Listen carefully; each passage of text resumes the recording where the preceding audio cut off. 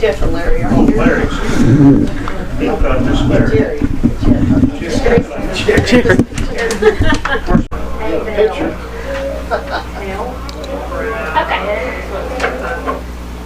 Okay, so what you should be seeing there is the reading room, and it's 4 groups working simultaneously in the same room. And the reason that the reading room is such a success is because of the reading aides and the teachers and everybody working together just to make it a success and help the kids to make the games that they do make. So I just want to give that shout out because without them it would be a bust. So each group, you can see it on the screen right there, one group, but there's 4 tables in there, and the students are divided into different groups based on the STAR benchmarking and Ames Web that we use for benchmarking at the beginning of the year. And we group them according to their instructional reading levels. The groups are fluid, where they can move to different groups depending on the gains they make or if they need extra help. Each group either has the 2 reading aids. They work mainly with Tier 1 and the top Tier 2 students, and then myself and the grade level teacher who would work with the lower Tier 2 and the Tier 3 students that struggle a little more. Push the next one.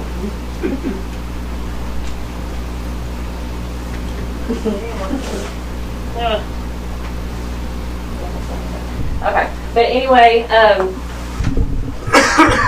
the reading room goes Monday through Thursday for 30-minute sessions each grade level. And then on Fridays, that's where my role kind of changes a little bit. We have Friday meetings with each grade level teacher, and we sit down with myself and the aides and the teacher, and we talk about each group and who's making improvements, who's struggling, what do we need to do, our next steps to make gains with everyone. And I'm also, I work mainly with Tier 3, morning and afternoon, and the bottom Tier 2 students that need us a little bit more help. And I administer progress monitoring, and I keep track of that data and the benchmark data, and also I oversee all the progress monitoring and the interventions that do take place. Will you explain Tier 1, Tier 2, and Tier 3 just in case? Yes. So Tier 3, those are the students that struggle the most. Tier 2s were the ones that are almost grade level, or just need just a little additional help, and then the Tier 1 are the students that are at or above grade level. They get the core instruction. Any questions?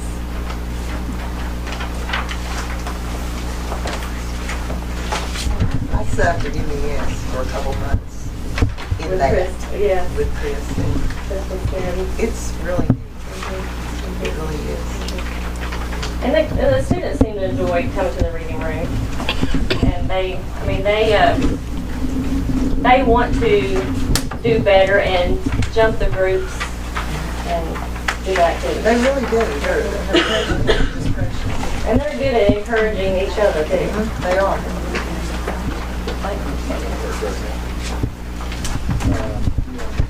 Yeah. They've got the data. Yeah. I'm glad I did print this off, but I'll just walk you through this. What I did is I went through each of the grade levels, and the first charts here, they're a little deceiving because the data is actually a little bit better than what we've actually reported on here. This is just our reading room data, what kids we're still servicing in Tier 3, which ones are Tier 2 and Tier 1. So for kindergarten, you'll see at the very first benchmark, only 9 kids in the entire class were really at a kindergarten level. 5 of them were, just a little below grade level, but 11 of them were actually urgent intervention. They were a true Tier 3, really knew nothing coming in. And you're going to see later on that everybody in the class now is at or above grade level in kindergarten. So this is a little deceiving. So I called Lana and said, hey, what's going on? You know, data point 3 looks better than data point 4 for kindergarten. But what it is they started changing at data point 4 what they were progress monitoring. So this is all new material for the kindergarten students. So anyway, Ms. Bernard's done an excellent job with our kindergarten kids and really got the majority of the class ready for first grade. Oh, okay. So then next we have our first grade benchmark. This was Ms. Martin.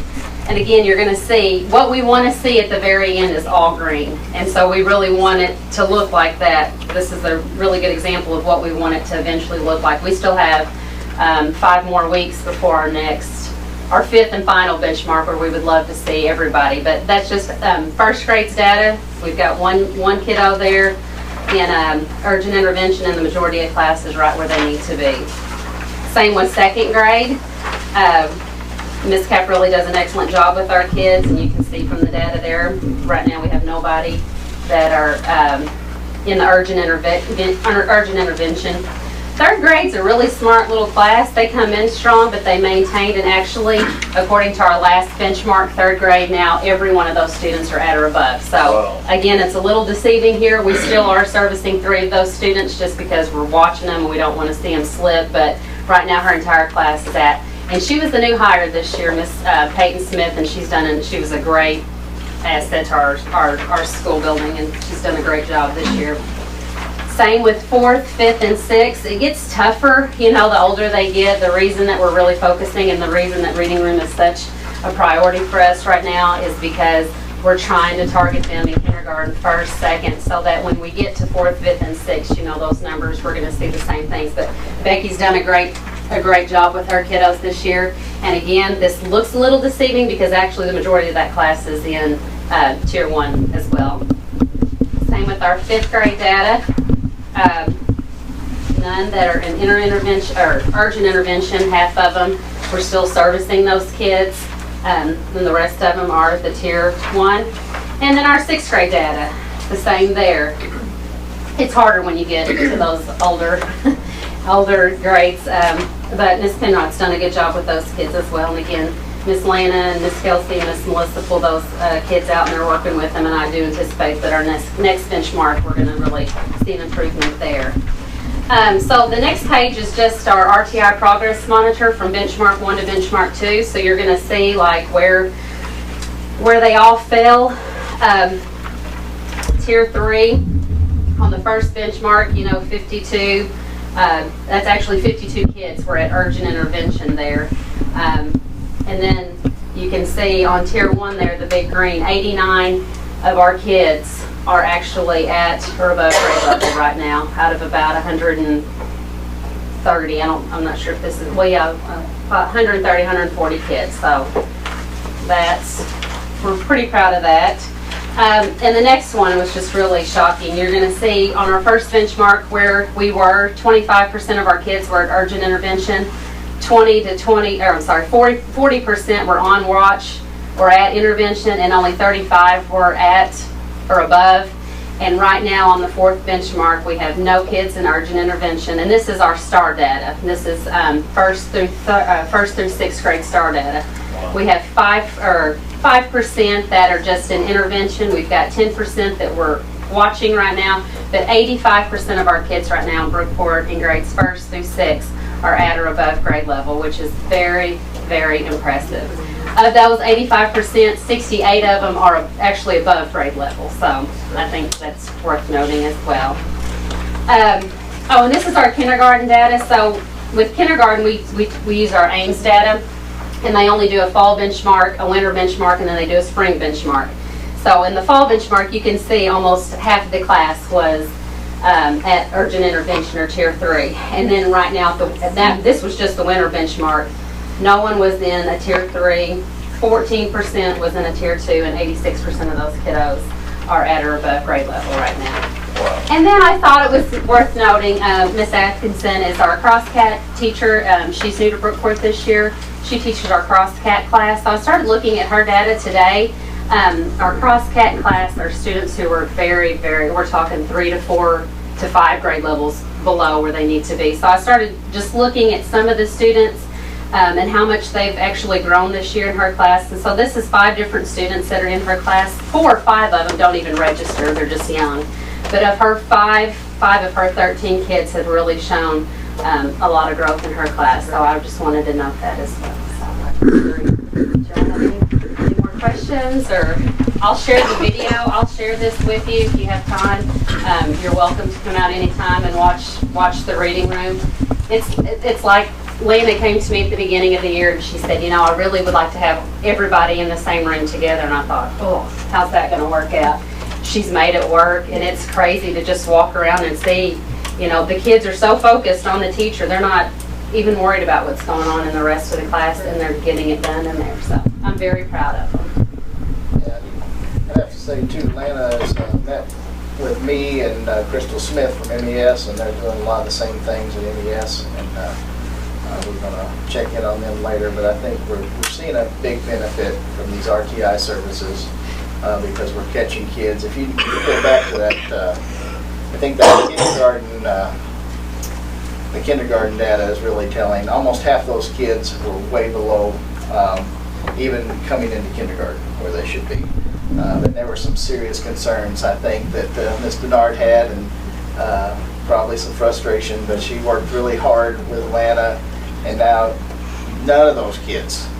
And you know, probably without some of those services, I'd say we probably would already look to special ed services because they were so far behind. I mean, am I?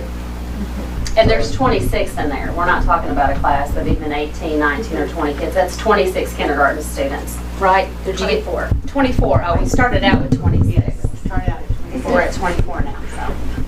Yeah, that's part of our goal. You know, the State Board of Education adopted a goal where 90% of all Illinois students would read at or above grade level by grade 3. And we've kind of, as a school board, mirrored that goal. And I think we're making strides to that. We're still going to have to push it a little bit harder. But I think, like she was saying, after grade 3, it starts to become very, very difficult to make those gains, if not impossible, by the time you get up to grade 6, 7, 8. And so to see Miss Penrod's class making those gains at 6th grade even, it's pretty phenomenal. Yeah. You just don't see that very often. So I think that's something we need to replicate. I think the reading room is just a good thing. We do the reading room at Unity too, and it's 30 to 40 minutes of the small group instruction for K, 1, 2, 3, and 4. And then the afternoons are spent with the RTI pull-out, so they're getting that additional 30 minutes of resource. Our Tier 3 students are, so I think we're really starting, and we're targeting those lower grades, so, you know, when they get to 4, 5, and 6, you know, the data's going to look much better. And Lana's done a wonderful job of keeping everything organized, and she's really good at her job. Yeah, Everybody's organized, and she's on it. We study the data every week, and she's always troubleshooting, and she's good. She's doing a good job. I've had the opportunity to sit in on a couple of Lana's meetings with the teachers and teacher aides, and I've just watched. That's something to see. If you ever want to check that out. All about data-driven instruction. Yeah. Lana, we sure appreciate your wonderful work, and we appreciate the support with the teachers, the new teacher aides, the grade aides. It's not possible without them, so it's a team effort. Well, I mean, Report's just make the whole awesome with- you make the whole difference just start to shine Okay. with the other schools too, kick it in. So, thank you very much. And I don't know if it's ever been done. Let's give them a round of applause. I mean.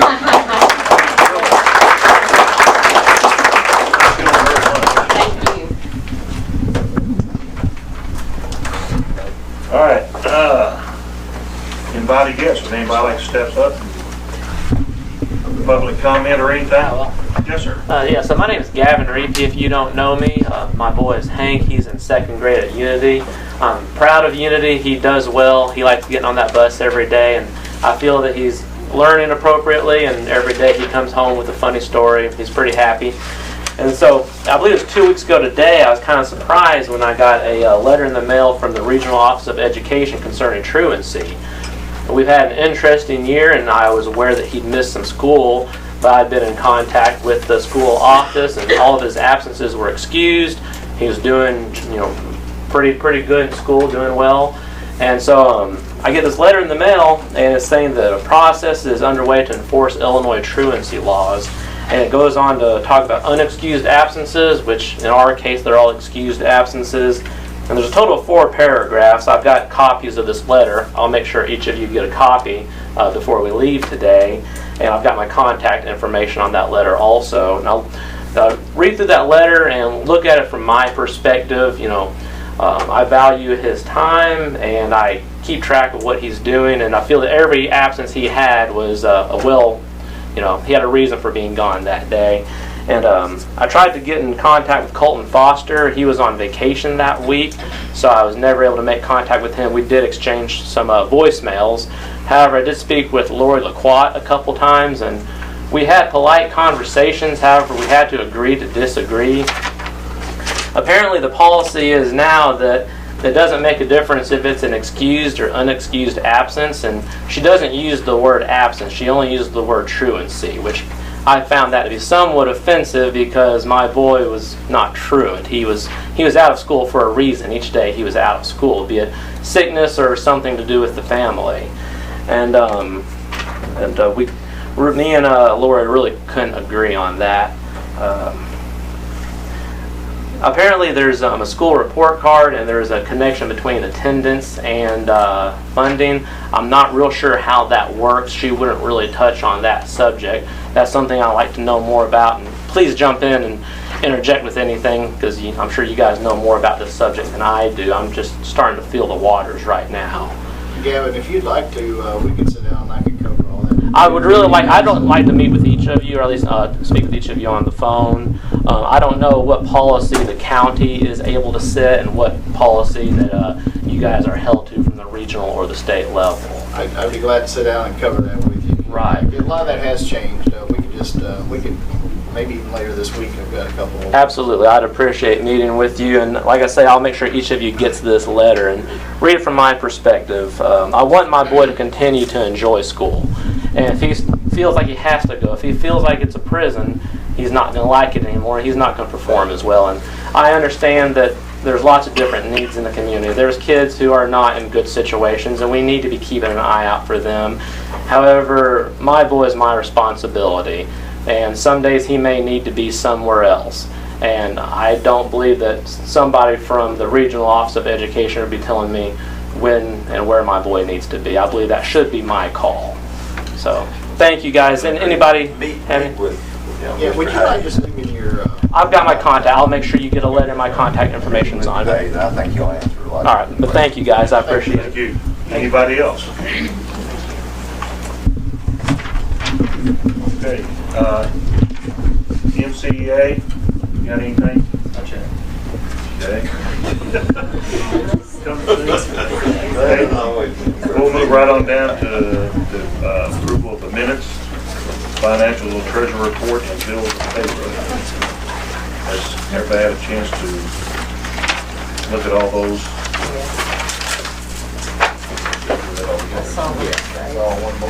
Does anybody have anything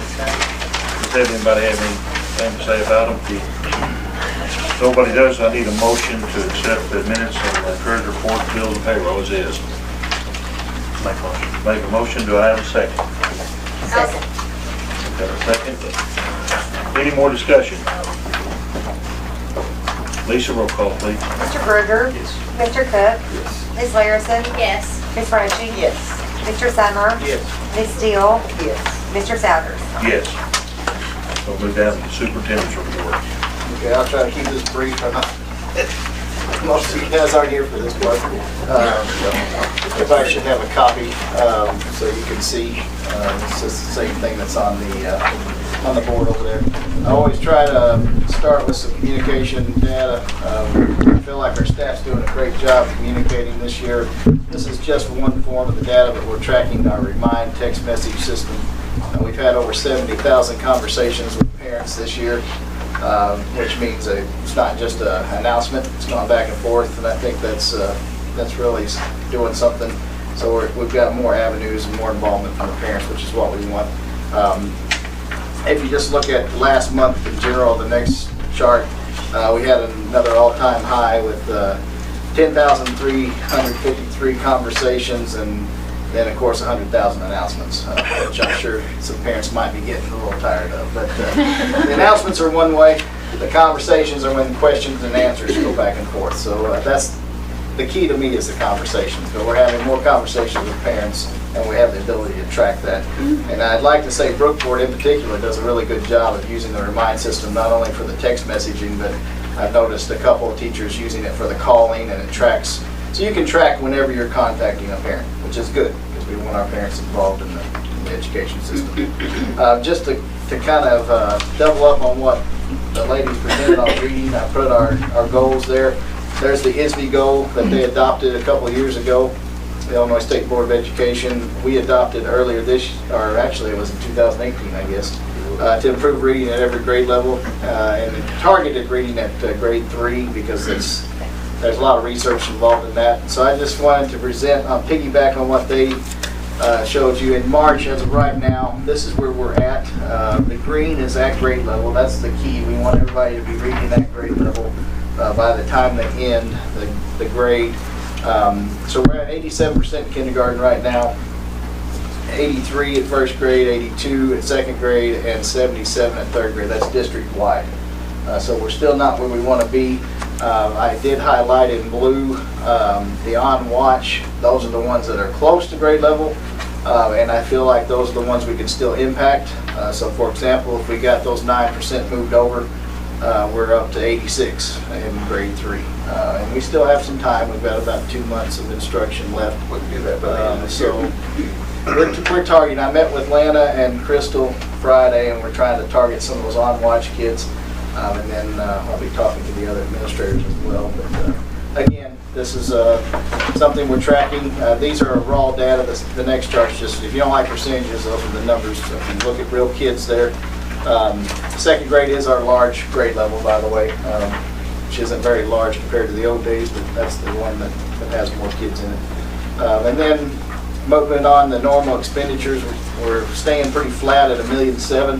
So the $1.76 million, $1.77 million, $1.78 million in the last 3 months. So nothing's changed. You will see a little bump. We did write for and were approved for the school improvement grant for MES and junior high. And that was part of a new initiative for the subgroup that did not meet the growth. So there's going to be about probably another $20-something thousand in some purchases there through that grant that you'll see coming up.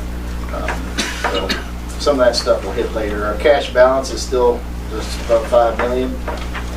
It's gone down just a little bit. We had a bump back in November when we got all of our tax money.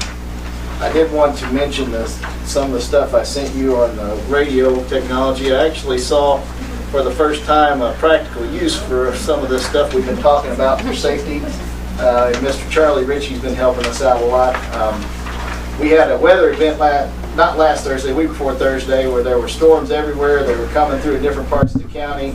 I was actually at Brookport because we thought some of it was headed that way. I was on the phone with different administrators, and I was calling one at a time. It was very unhandy, and that's the first practical use of the radios that we started talking about. It really would have been handy just to have our closed band radio system where I could talk to all the principals all at once, and we knew exactly if anyone saw anything, because they were getting reports of funnel clads here, funnel clads there, and what's going on. And we did have multiple experiences with hand-on practice at the shelter in place, and our kids did great. I can speak personally for Brookport because they were out there in the hall for a long time. And I know the other schools as well. And we had some positive feedback from parents because the principals notified them when we were in the shelter in place and that we were taking shelter and this and that. And we had a lot of positive feedback from parents, which is not something I would have thought about, but that did happen. So we're moving ahead with some of those radios. Next year, and I think I've had conversations with some of you about this already, Metropolis Elementary School, even though we've built onto it 3 or 4 times now, is over capacity. We have some classrooms that are meeting in what are not classrooms. Even the day we walked around, I don't know if you all noticed, we had some of the RTI groups meeting in the foyer, which has been practice in the past. But we are going to have to look at doing something.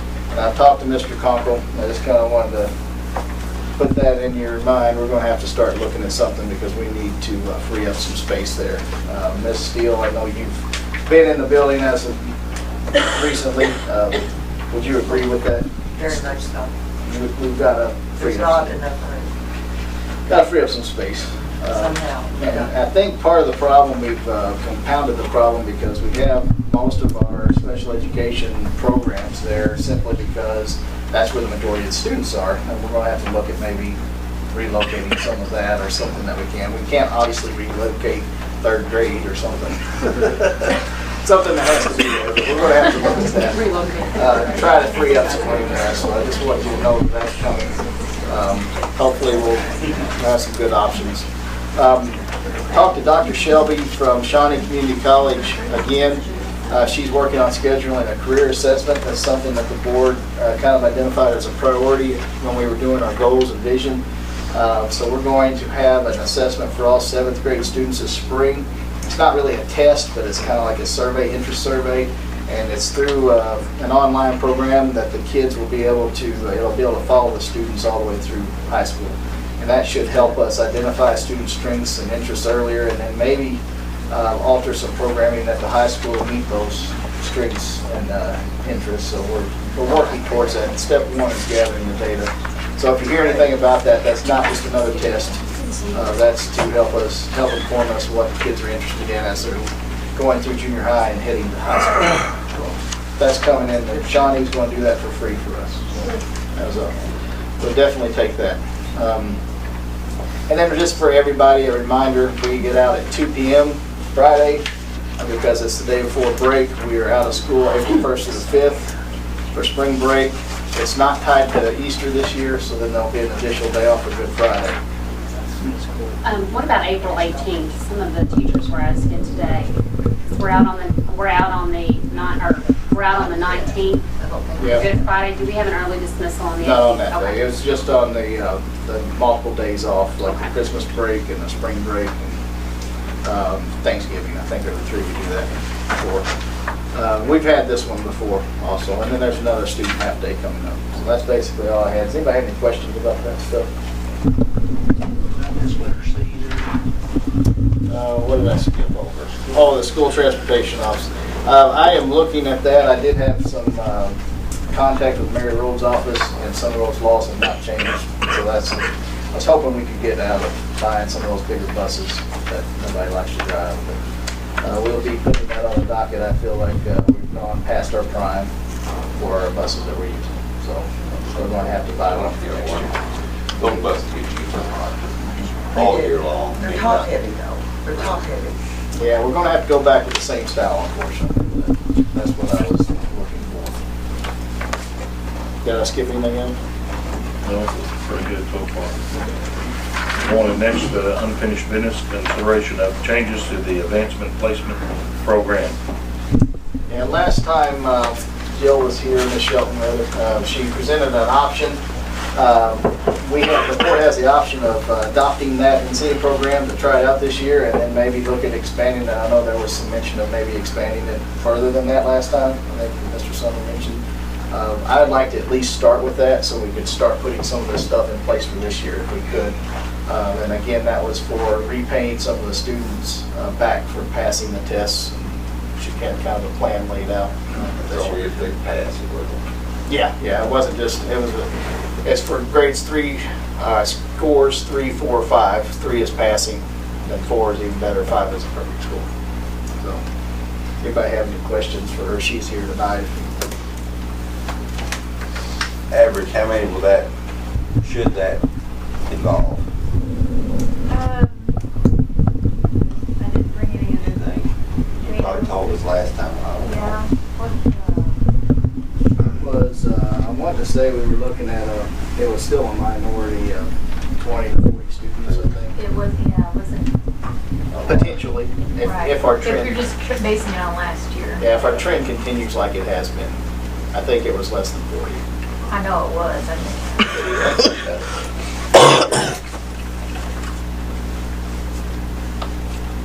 I would make a motion to accept the plan that Jill presented. second. Any more discussion? Good thing. Does this also include the scholarship piece? Yeah, the whole incentive thing, yeah. Lisa, roll call. Mr. Berger? Mr. Cook? Yes. Ms. Larison? Yes. Ms. Rushing? Yes. Mr. Summer? Yes. Ms. Steele? Yes. Mr. Sowers? Yes. Move down to next section, consideration of 3 transportation bids received and awarding of the transportation contract for the year 2019 to 2022. Yeah, we had 3 bids when we did the bid opening. Ms. Rushing was here for that, I believe. It was Robinson, Durham, and I call them Illinois Central. I think their official name is something else now. We sent all bids to our legal counsel, Mary Rhodes, and they got back with me last week and said that the lowest responsible bid was Robinson Transportation. So that is the recommendation on the table. Do I have a motion to accept Robinson? Do I have a second? Second. Do we have a second? Any more discussion? Lisa, roll call, please.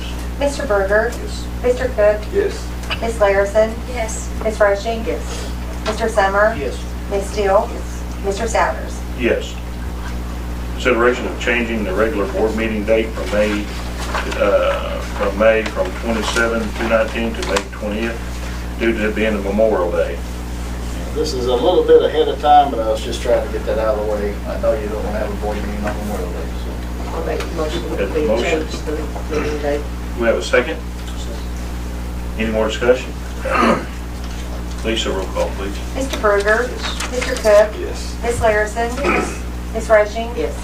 Mr. Summer? Yes. Ms. Steele? Yes. Mr. Sowers? Yes. Go down to C, approval of the IHSA membership agreement. Yeah, that's the yearly approval we do with the Illinois Association of Athletics, High School Association.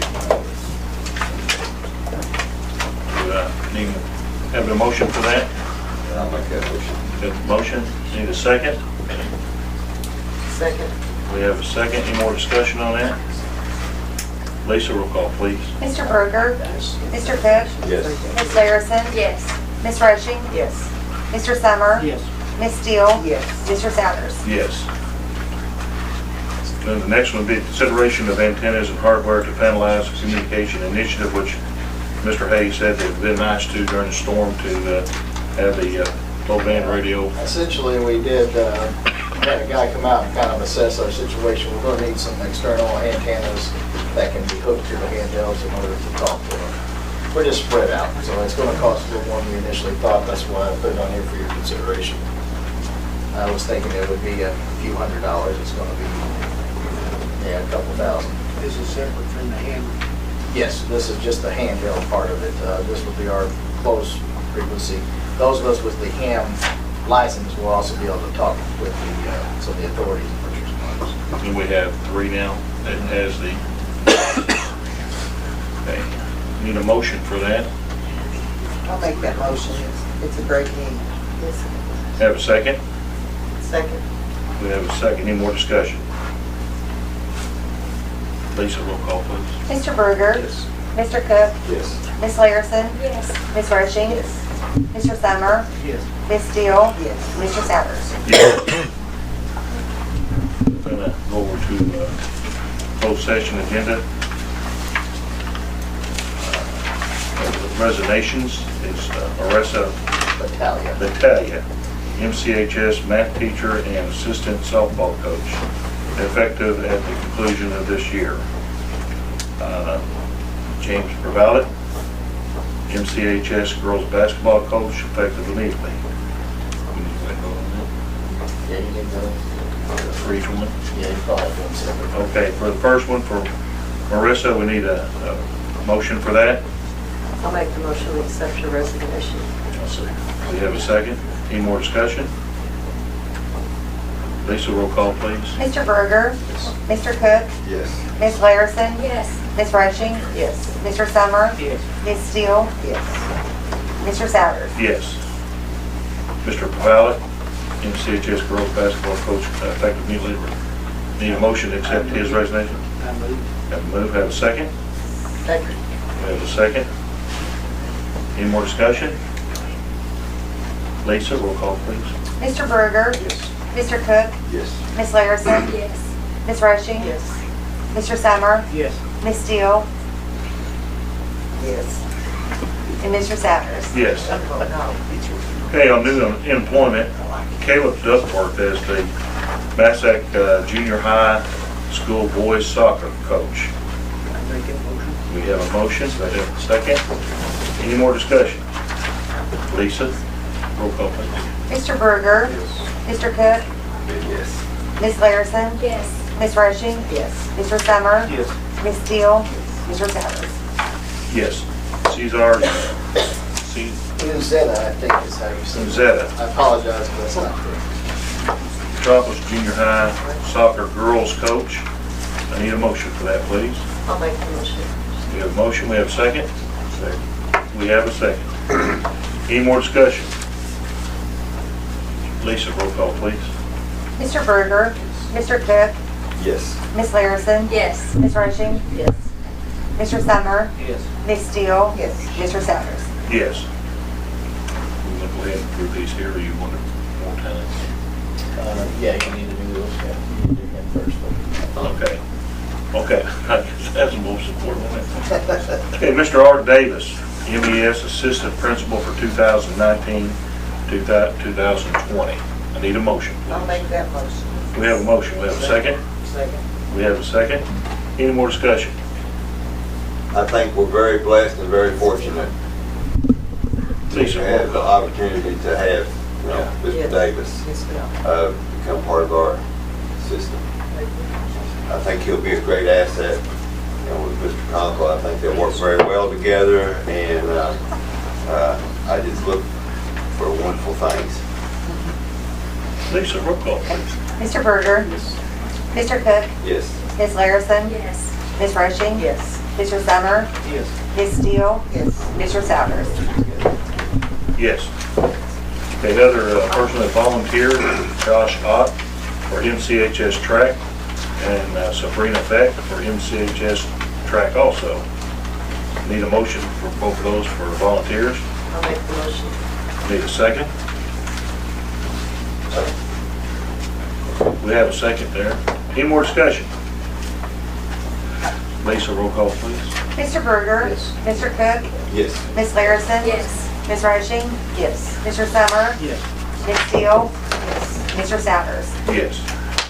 Need a motion to, I do. Yes. Second one. One other thing, before we do that, I'd just like to take the time to thank the Rotarian, the Rotary Club, and the Kiwanis Club for Saturday night, for what they did for all of our scholarships. These are our kids and Joppa's kids. This is very important. They've been doing it for, I know, a lot of years, and we take it for granted, but I just want to express a, great thank you for all their efforts that they put. another great turnout by the Another community. great turnout by the community. I was there later in the evening, and they were running out and getting more. So that's always a great thing for what they do for us. And one other thing I know coming up is elections here in a week or so. Everybody get out and vote. We've got what? We've got four people running for three positions. For 3 positions. Let's get out and vote. We've got Shawnee Community College has got board members up for vote there. So let's get everybody out and vote. That's all I've got. All right, anything I else? move we adjourn. We have a move to adjourn, we have a second over there. Lisa, roll call, please. Mr. Wait a minute, Berger? Kathy, wait a minute, Mr. Kathy has something to say. Did you have something to say? No, I didn't. Oh. Mr. Okay. Miss Larison? Yes. Miss Rushing? Yes. Mr. Summer? Miss Steele? Mr. Savers? Yes. Thank you all very much.